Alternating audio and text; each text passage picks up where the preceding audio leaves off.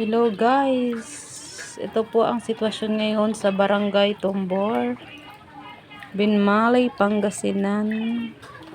At ito po ang aming tahanan updates guys. Ayan po, malapit na siyang ayan, hanggang tuhod na po yan siya.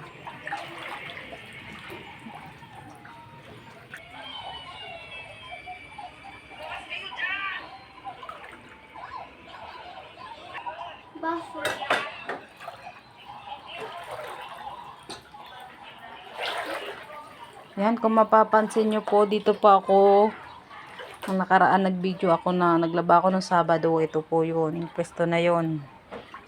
Yan. At sa ngayon, ito na po ang sitwasyon ng aking nilalabahan. Uy, andito yung bote kaninang paanod-anod. Yan, dito yung sapul niya guys.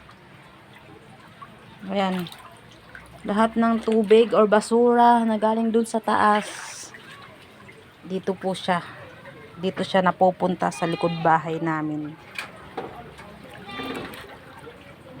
Ayan, at ito po ang aming mini ilog na siya. Ayan, mini ilog na siya guys. Ayan, baha, walang trabaho, walang budget. Ganito ang buhay namin ngayon at sitwasyon dito sa barangay namin. Halos lahat ng bahay po dito ay lubog na sa baha.